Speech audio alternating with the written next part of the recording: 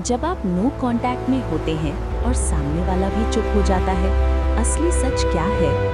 दोस्तों, जब कोई रिश्ता टूटने की कगार पर होता है और आप नो कांटेक्ट का फैसला लेते हैं, तो अक्सर एक सवाल दिमाग में घूमता रहता है। अगर मैं चुप हो जाऊं और सामने वाला भी चुप हो जाए, तो इसका मतलब क्या है?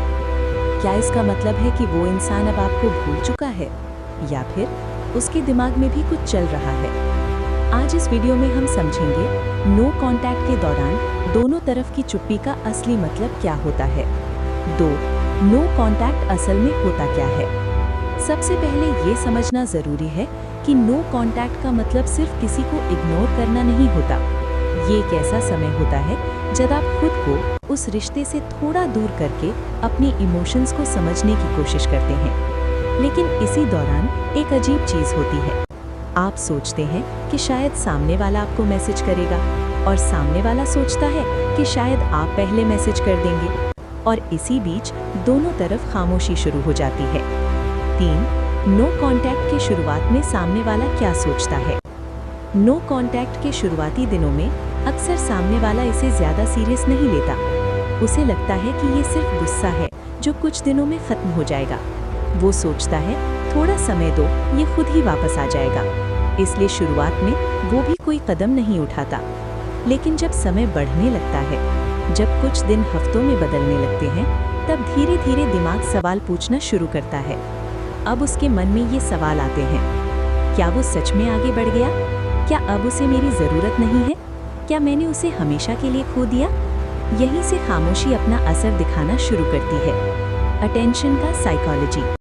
इंसान की एक आदत होती है, जिस अटेंशन की उसे रोज आदत हो जाती है, जब वही अटेंशन अचानक गायब हो जाती है तो दिमाग उसे ढूंढने लगता है।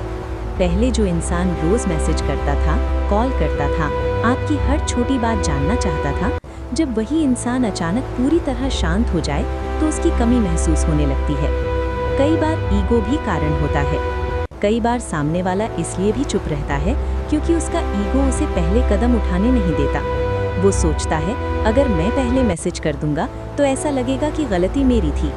इसलिए वो इंतजार करता रहता है कि शायद आप ही पहले बात शुरू करें, और इस तरह दोनों लोग इंतजार करते रहते हैं। लेकिन एक सच्चाई ये भी है, कभी कभी सामने वाला इसलिए भी चुप रहता है क्योंकि वो सच में रिश्ते के बारे में सोच रहा होता है।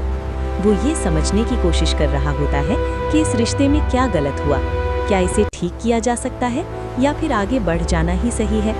इस समय उसके दिमाग में कई इमोशंस चल रहे होते हैं। नो कांटेक्ट का असली फायदा। अगर सही तरीके से किया जाए तो नो कांटेक्ट का सबसे बड़ा फायदा ये है कि आप इमोशनली स्ट्रांग बनते हैं।